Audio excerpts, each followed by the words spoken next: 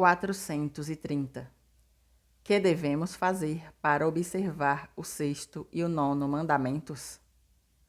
Para bem observarmos o sexto e o nono mandamentos, devemos invocar frequentemente e de todo o coração a Deus, ser devotos da Santíssima Virgem Maria, Mãe da Pureza, lembrar-nos de que Deus nos vê, pensar na morte, nos castigos divinos, na paixão de Jesus Cristo, guardar os nossos sentidos, praticar a mortificação cristã e frequentar os sacramentos com as devidas disposições.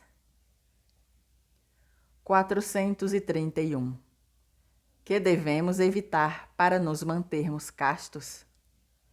Para nos conservarmos castos, devemos fugir da ociosidade, dos maus companheiros, as más leituras, a intemperança, o olhar para figuras indecentes, os espetáculos licenciosos, os bailes, as conversas e diversões perigosas, bem como todas as demais ocasiões de pecado.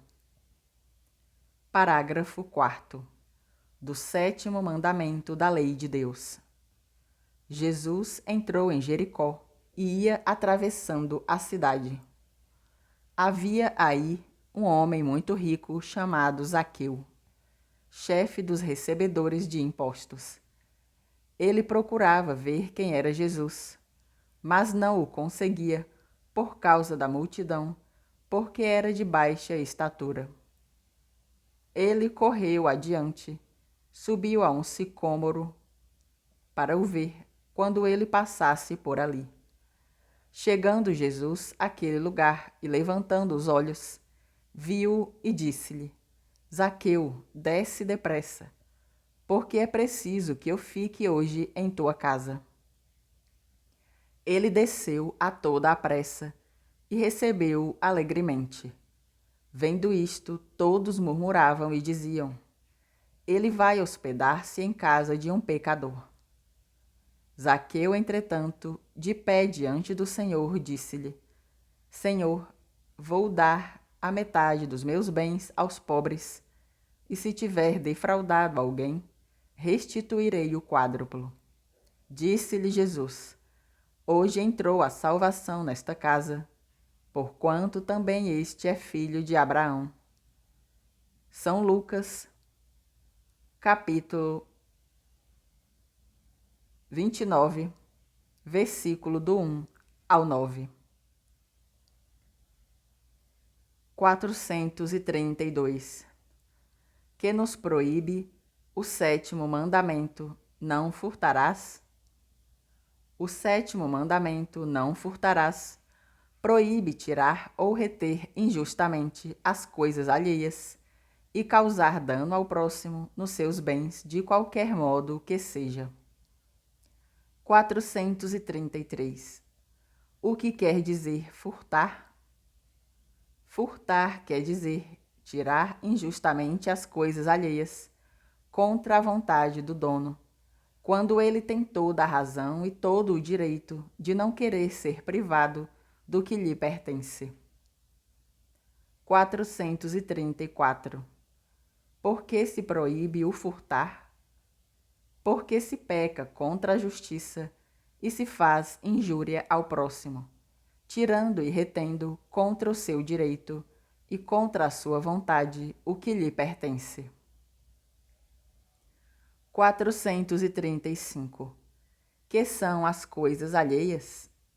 São todas as coisas que pertencem ao próximo, das quais tem a propriedade ou o uso, ou simplesmente as tem em depósito. 436. De quantos modos se tiram injustamente as coisas alheias? De 2 modos, com o furto e com o roubo. 437. Como se comete o furto?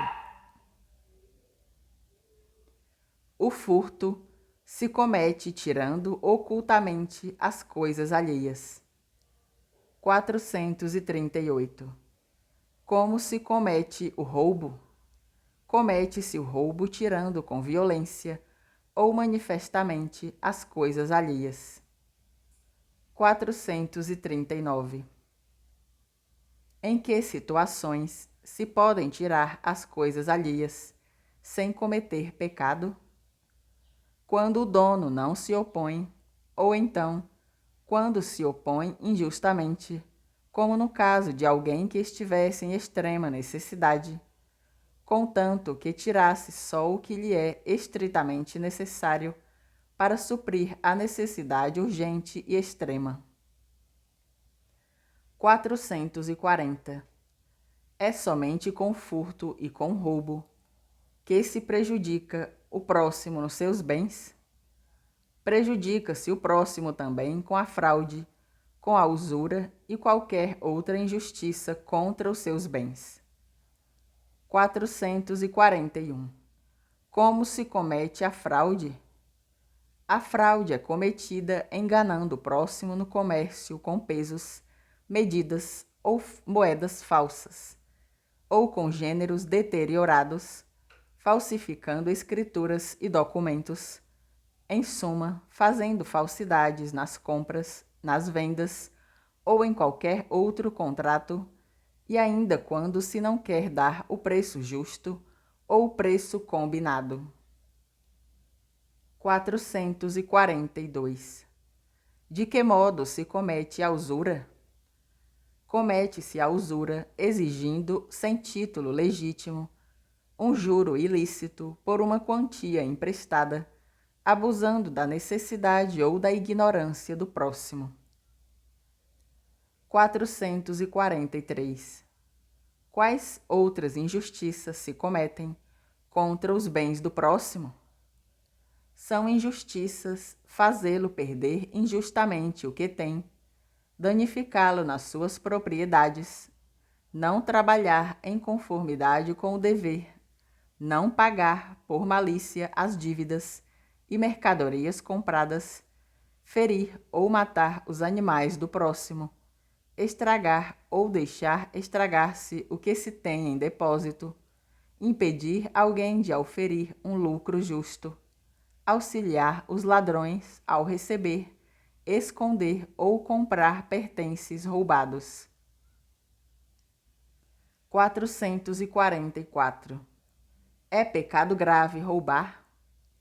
É um pecado grave contra a justiça, quando se trata de matéria grave, porque é de suma importância que seja respeitado o direito que cada um tem sobre os próprios bens, e isto para bem dos indivíduos, das famílias e da sociedade. 445. Quando é grave a matéria do furto? É grave quando se tira coisa importante, e ainda quando, tirando-se coisa de pouca monta, o próximo sofre com isso grave dano. 446. Que nos ordena o sétimo mandamento? O sétimo mandamento ordena-nos que respeitemos os bens dos outros, que paguemos o justo salário aos operários e que observemos a justiça em tudo o que diz respeito à propriedade alheia. 447. Quem pecou contra o sétimo mandamento, é suficiente que apenas se confesse disso.